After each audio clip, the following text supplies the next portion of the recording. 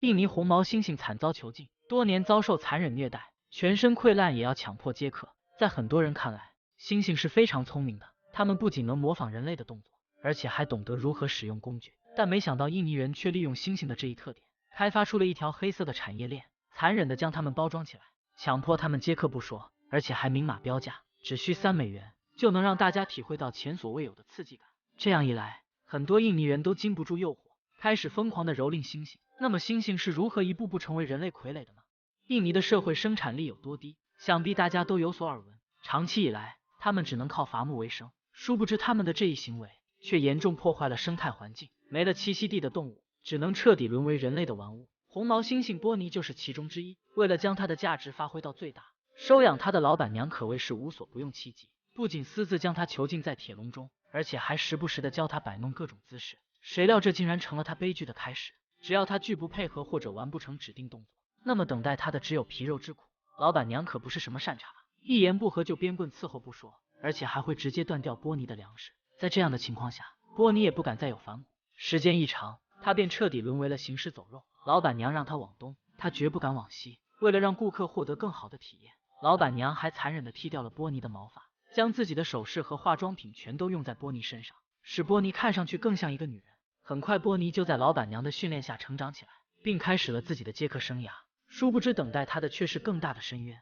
既然印尼红毛猩猩已经预料到接下来的遭遇，那他为何不趁机逃跑呢？主要还是因为他不敢。在训练期间，他早已被打怕了。为了活下去，他只能乖乖听话。不久，他就迎来了自己的第一位客人。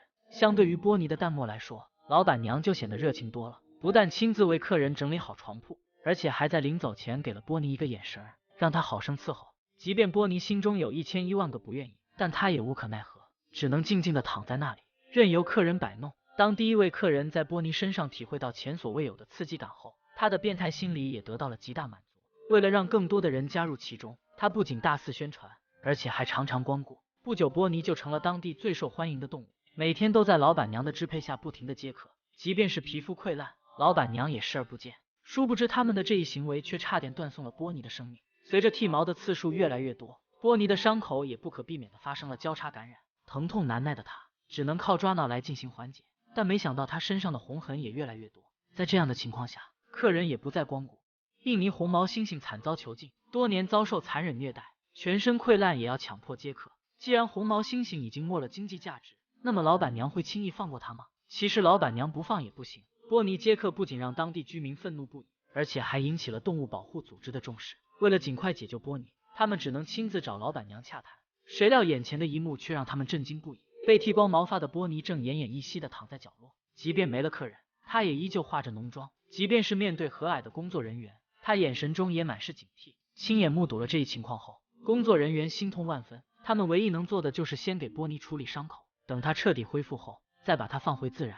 但让工作人员没想到的是，接客6年的波尼早已没了生存技能。他既不会主动觅食，也不会与同类交配。如果没有人类照顾，他绝对活不了多久。果不其然，在放生的短短30天内，他就暴瘦了15公斤。为此，工作人员只能将他接回，并不断训练他的生活能力。殊不知，当时的波尼早已出现了严重的心理问题，即便被工作人员养大，他也找不回原来的自己。一旦回归自然，等待他的只有死亡。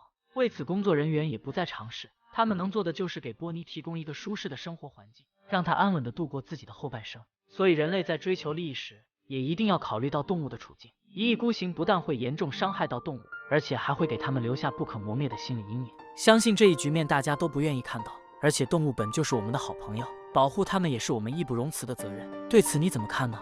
欢迎大家在评论区留言并点个关注，我们下期再见。